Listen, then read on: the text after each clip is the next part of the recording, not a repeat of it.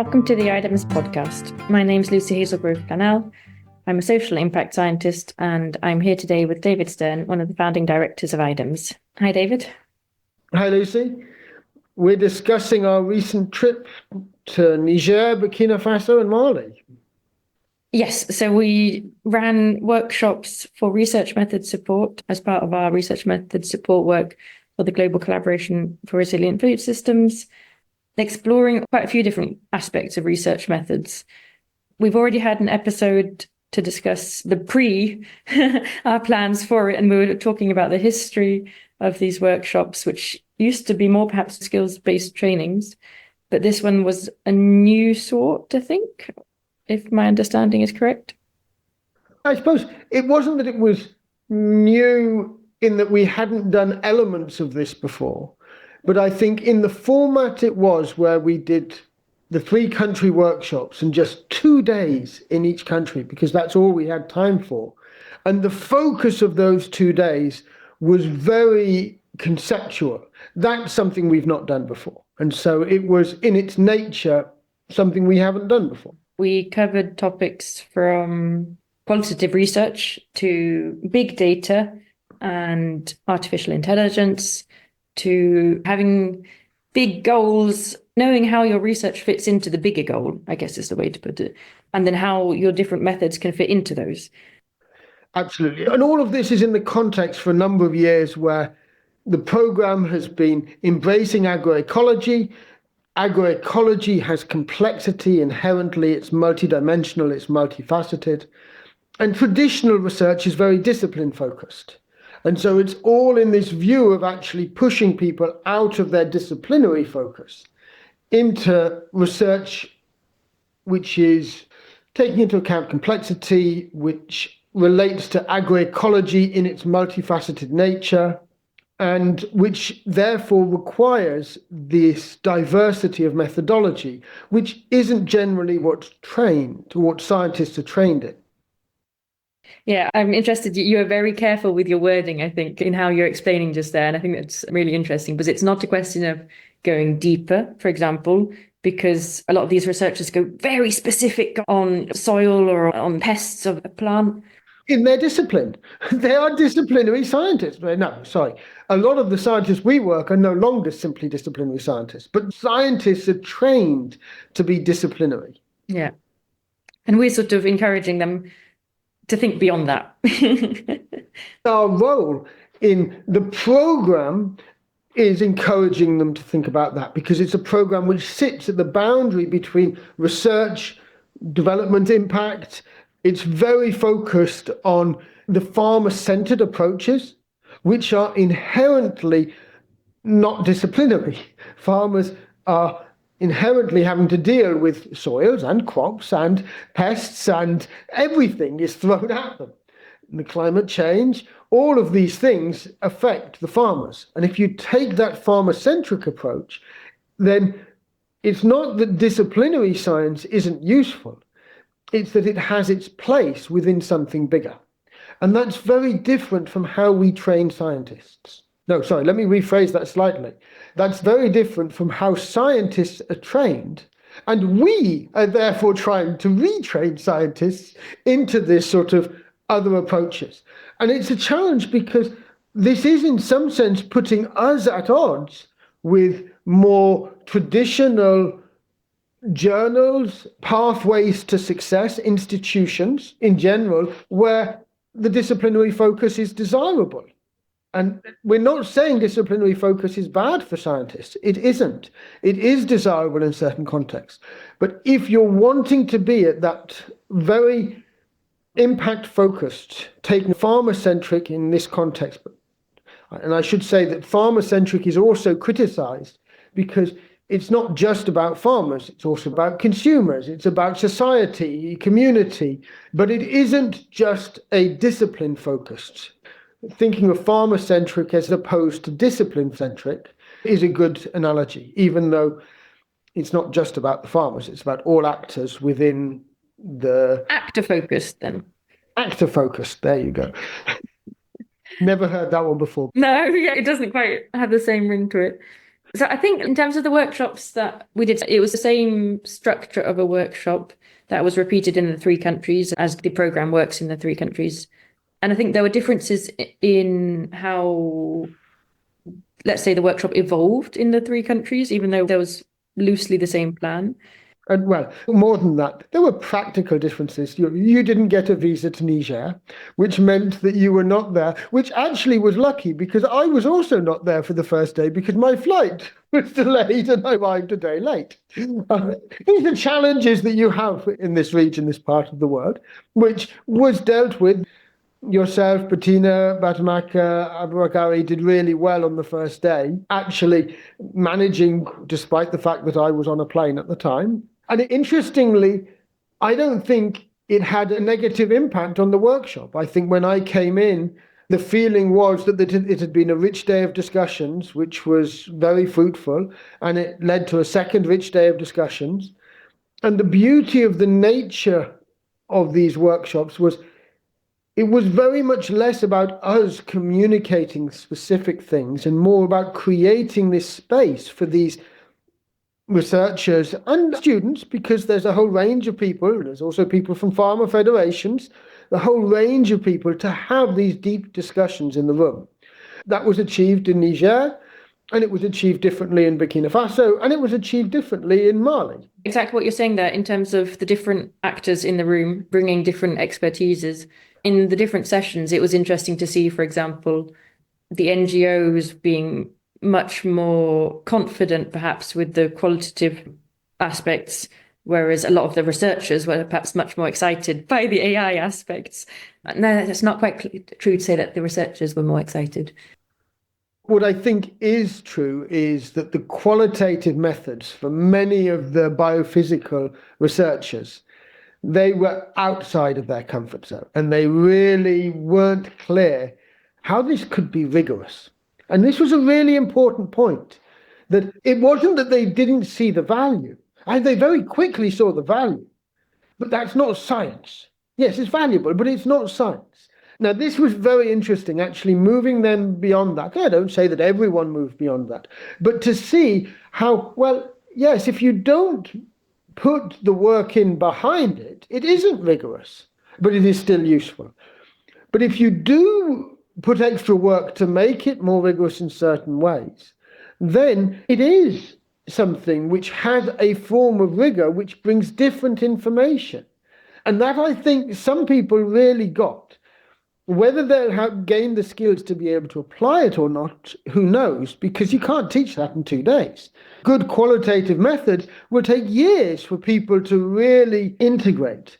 But what's really interesting, and I found this in all three countries, was that once this was really presented with value, many scientists who were coming from much more quantitative approaches recognized that they were already drawing immense value from qualitative approaches without using formal methods. And then I think recognized how adding formal methods to what they're doing anyway could add further value. And I think that was something where this was recognized. You got some explicit requests for help. I'm quite excited at just what a big shift that is. And it's really interesting that this is a shift which I wish this was happening more globally. This real respect for a diversity of methods. I was just in a webinar yesterday about evaluation methods or monitoring methods for the agroecological transformations. And they were purely using quantitative data. And someone asked, how about you use some qualitative research in there? And the answer was, it's complicated and it's time consuming and it's difficult, which their answer is exactly what I think some of the researchers also that we work with, that was their a priori. That's, it's going to be hard to do. We can do quantitative and then we can get precise things. We can get the results we want, basically, and do it quickly. But it's just because it's what they're comfortable with, as opposed to actually what perhaps makes sense for the research they're doing with farmers and with the other actors. I want to challenge you there. I think they're right. Doing quantitative stuff is much, much easier. because you don't have to worry about all the things you're wrong. You're saying that as a sort of data scientist. No, I'm not. What I'm saying is it is very easy to set up quantitative methods where you will get results. Whether those results are useful or not is another matter. And this is where I think the necessity of integrating qualitative approaches is there. And so I don't think it is easy to introduce qualitative methods. I think it is necessary to do so, because otherwise you get misled. And so the fact that people say it's easier, the answer should be clear. Yes, but just because it's easier doesn't mean it's right. It is always time-consuming to take in new ideas. Fundamentally, I love the distinction between quantitative and qualitative methods. As being quantitative methods, you already know what the answers could be, and you're quantifying the differences between the answers. Yeah. Whereas with any qualitative method, you could get an unexpected answer. So fundamentally, of course, if you get something unexpected, it's going to take more time. But that's where richness comes. So I'm not saying that they're wrong to say it's easier to do quantitative methods. No, of course it's easier. It's just not as good, because you already know your answers. You're just quantifying them. In the qualitative methods, that's where you get answers which you may not have expected, which you may not know about in advance. That's where richness comes. And you might not yet be able to quantify it, because it might just be one answer. But that one answer might give you insights which you wouldn't have had otherwise. And therefore, it does take more time. If you're not going to put time into qualitative methods, you're not going to get value out. I'm just wondering if there the time aspect is in the analysis as opposed to the collection. Oh, yeah. I know this is a side to all of our discussion here, but I guess it's a side thing for me to reflect on how to speed up the analysis. My claim is you're not wanting to speed up the analysis to make it quantitative. You could do that with AI. You just get AI to listen to it or pull out what it wants from it. But you're still losing the richness. There are ways to speed it up. What I'm saying is the task at hand is not to speed it up. What I find so powerful is that if we literally make that line of quantifying known versus discovering unknown, which is a simplification, a really big simplification, but an important distinction, an important line to consider. If we just consider that line, then, well, the side you can speed up is always going to be the quantification of the known.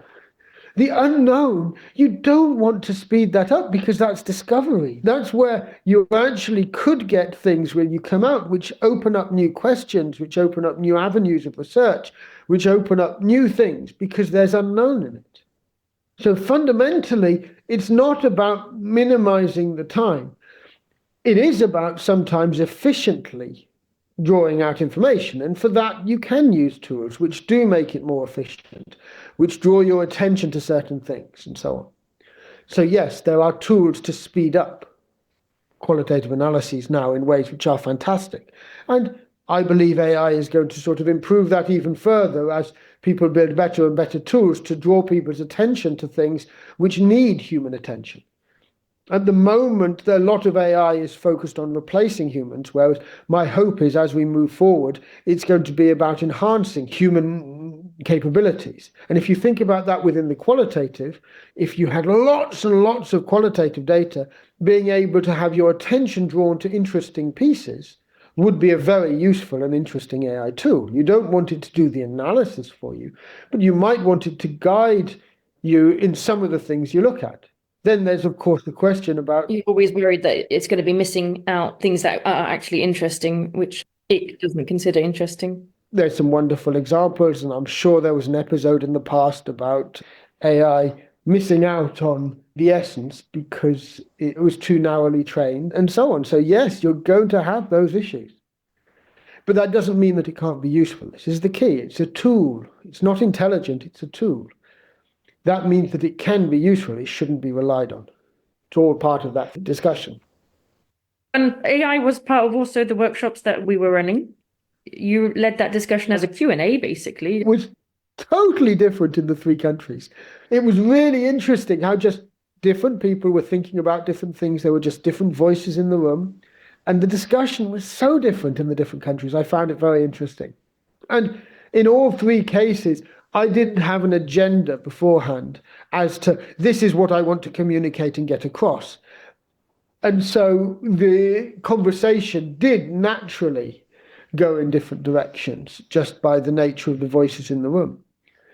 But I think in all three cases, there was, I would say from my perspective, surprisingly diverse set of voices in the room. In all three countries, there were people who use AI, ChatGPT, and other tools almost daily, and there were people who had never touched it and really didn't understand anything about AI. That diversity in each room was very rich. What's interesting is, I think, a little bit about the difference between the different discussions was a little bit about what were the loud voices in each room. Were they people who were more familiar or less familiar? Exactly. It's group dynamics, basically. That sort of perhaps stopped other people asking some of their questions in some cases. I don't know. I tried my best not to have that, but I think, yeah, the conversation did tend to veer towards where there were people in the room who were willing to engage in discussion. Now, I think in all three countries, there were voices heard across the spectrum, but I think the discussion went in a different way in each country because there were people willing to engage in discussion who had different interests and different expertise. Another aspect which was discussed was using big data in research, which is another really interesting aspect. And we've discussed the concepts again, I think, previously within the community of practice, especially through climate data, I think.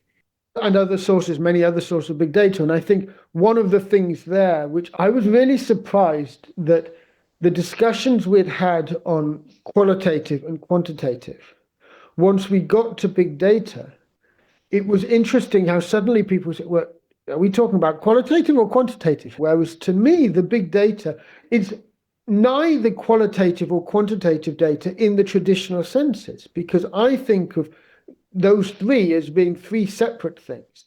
Qualitative data is a way of collecting data which is qualitative in nature and which could give you something unknown. Quantitative is a way of collecting data and designing ways to collect data to actually quantify things in rigorous ways. And big data, the nature of the data could be quantitative or qualitative, but you're not designing it. The whole point is it already exists. Exactly. So there's so much of it, though, also that you can't analyze it as a human, as in by hand. We shouldn't analyze any data by hand nowadays. So that's not really the issue. What I think is the case is that if the data is big enough, you can then use machine learning methods as opposed to just statistical or descriptive methods. And I think that is the thing where this idea of being able to use. Sorry, that's what I mean by hand. I mean doing things on the computer or something. It is a funny definition of by hand as not using artificial intelligence. But it's doing it yourself as opposed to. I understand what you mean. It's an interesting statement of our society where that statement could even be made. Yeah. I know, yeah, seeing the tool as an extension of yourself. Yeah. But AI is not yet a tool which is an extension of yourself. That's different for you. But I think there is an interesting distinction because machine learning, by definition, needs to have enough data that traditional statistics methods have capped out their need for data. Now, traditional statistical methods, they work in data scarcity. And so they are very good at making the best possible use of a small amount of data. But if you keep on adding more and more data, you very quickly get to the stage where the additional data isn't adding much value because the tools are designed to maximize the use of a small amount of data. And so the additional data isn't being used that effectively. This is how traditional statistical tools are designed. And machine learning, fundamentally, one of the ways of seeing it in its core is a way of making use of that excess data to have better learning than the traditional statistical methods.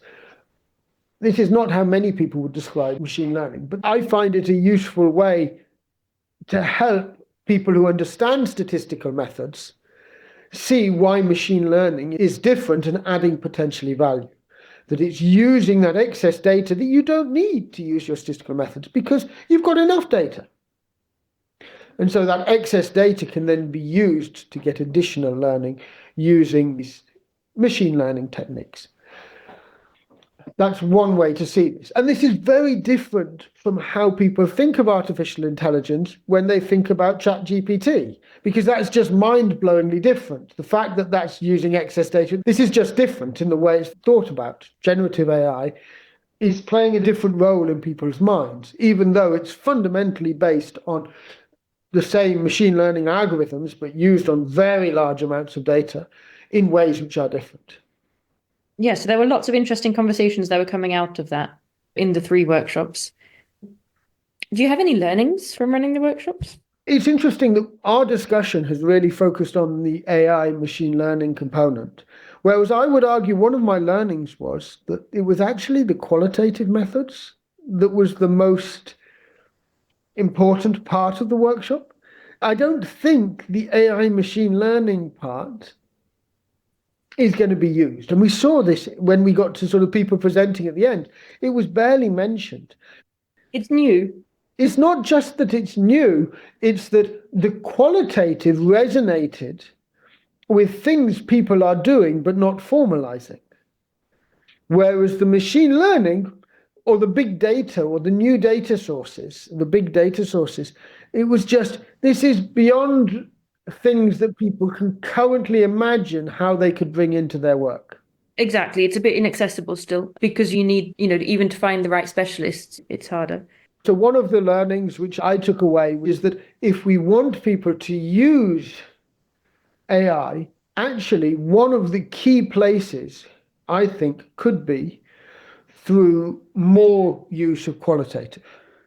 And this is where we come back to, again, the sort of point of actually formalizing qualitative, integrating it into people's studies more generally as a systematic approach at scale.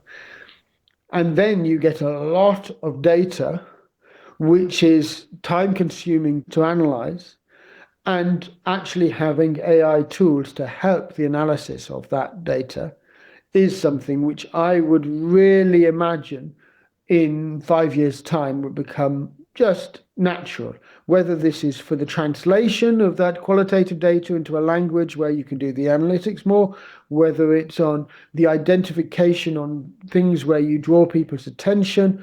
I'm not saying that this will replace, but in my mind, this is an area where in the work that we're doing, if you want to hear the voices of many people, if you're working with thousands of farmers, and you don't have AI tools, you're not going to do the qualitative analysis.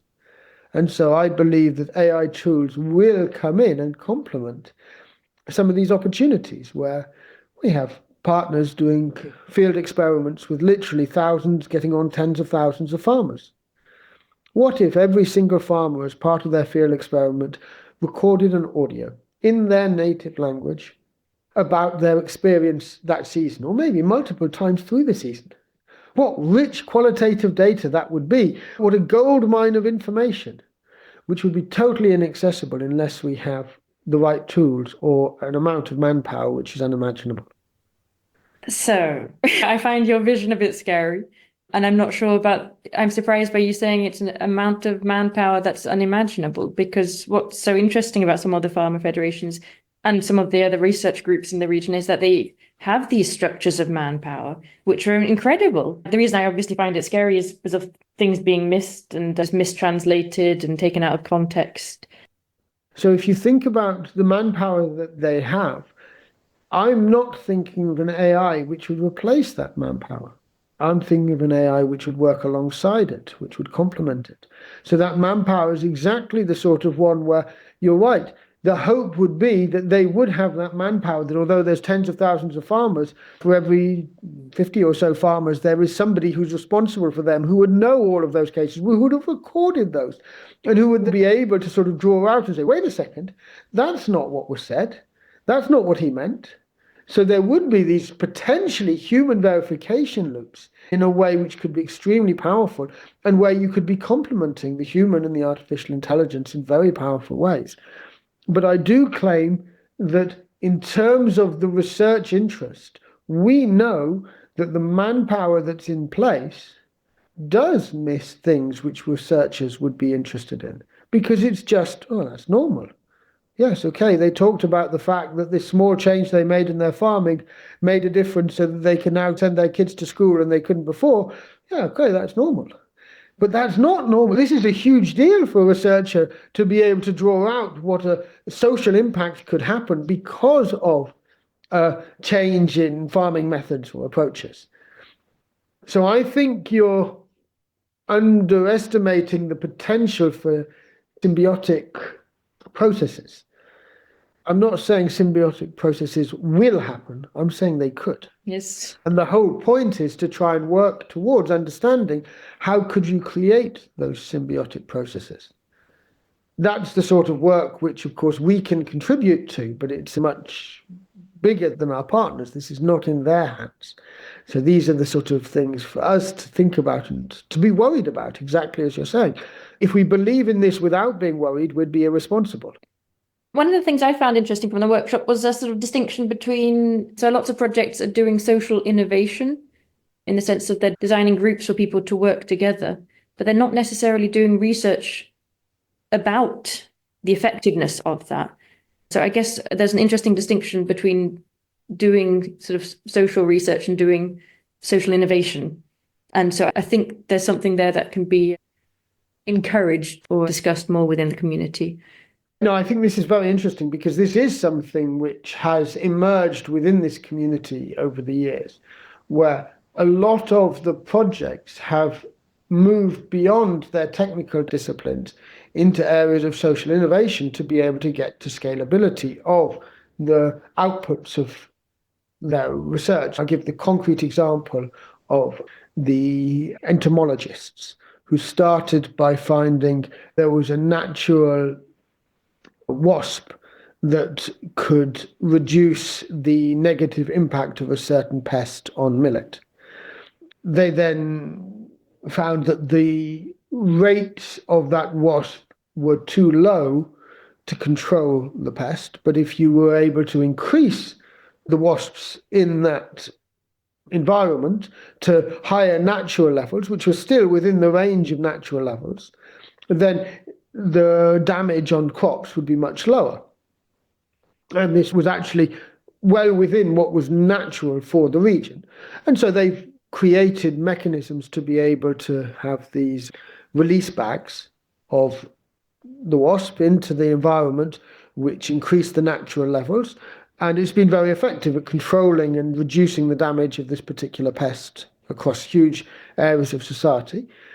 And they've now gone into the social innovation aspect that you're talking about, of working with farmer federations to be able to have private units producing these release bags for their communities and working with local governments to sort of pay for this or to protect their villages. So there's all sorts of social innovation on that, which the project has engaged with but has not really studied in the same way, because they are entomologists. So they're mostly interested in studying the pests, the impact of the pests, the ecological system, if you want, between the pests and, in this case, the wasps and so on. But they've engaged in these elements of social innovation without really studying them, where actually those social innovation components are maybe one of the most interesting pieces of the whole package that they're working on. It's that interesting balance, isn't it? And as you say, the opportunity to now formalize some of that learning, to investigate that as a social innovation. It's interesting that if this was in higher resource environments, you'd have had a whole different team do the social innovation. Whereas often in the low resource environments, you don't have that excess capacity. And so individuals get the opportunity to go outside their discipline and to work and to innovate in this way.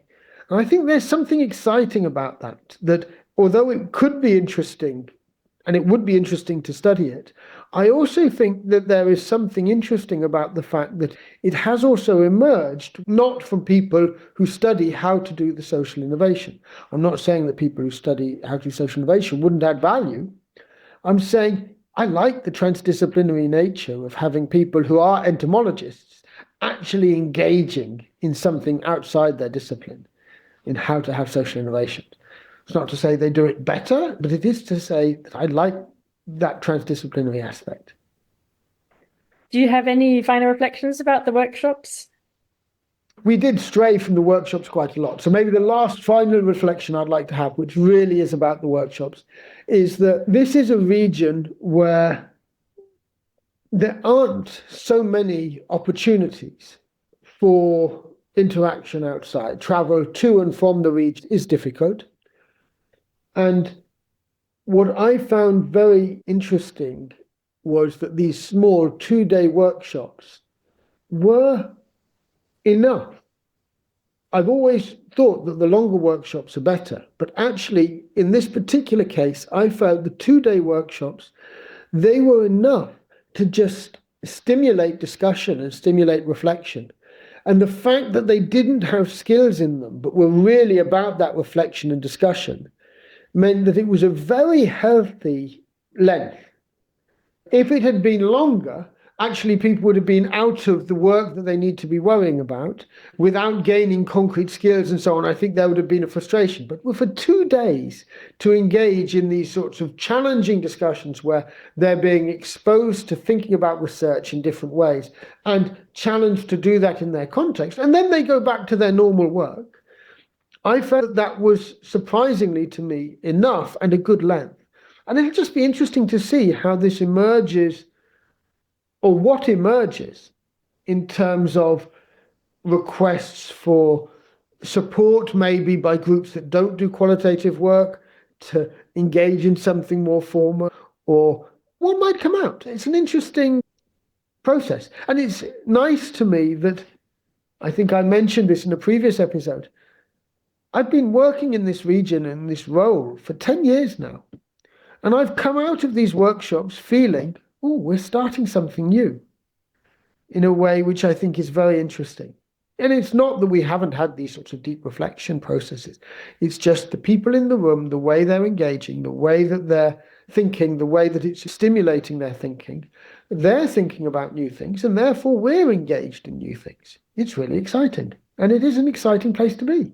You're right about this sort of short time period, and in a way it is really a sort of privilege to be able to take just 2 days out of a project to really think about sort of the bigger picture. Again, basically to take yourself out of the project, take yourself out of the day-to-day grind of the skills and the sort of applying these things, and to think what else is out there. Yeah. So it's going to be interesting to see what our next workshops will be like. Yes. See what the evolution, what the next process takes us to. Great. Thank you very much, David. Thank you.